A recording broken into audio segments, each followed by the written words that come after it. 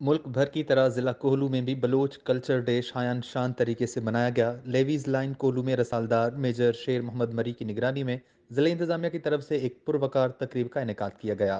तकरीब में सरकारी अफसरान, कबायली रहनुमाओं, लेवीज जवान, यूथ फोरम के जवानों, सिविल सोसाइटी ने बड़ी तादाद में शिरकत की।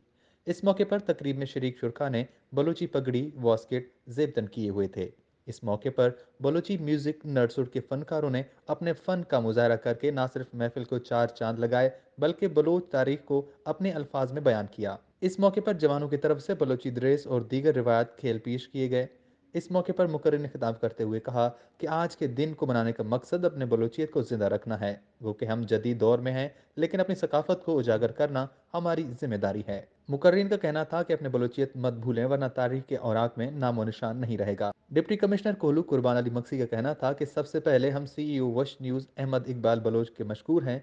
उन्होंने इस दिन को मुख्तस किया और हर साल की तरह बलोच कल्चर डे 2 मार्च को मनाया जा रहा है। उनका मजीद कहना था कि बलूचिस्तान की सकाफत अमन की सकाफत है।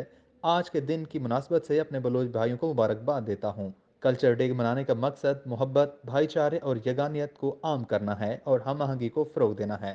बलूच कल्चर डे अमन और यकजहती का पैगाम लेकर आता है। इस दिन को मनाने का मकसद उन तमाम रिवायात, सकाफत, मुनफरिद तर्ज ज़िंदगी को बेहतर समझने और इसे हमेशा ज़िंदा रखने की कोशिश है। वश न्यूज़ कोहलू।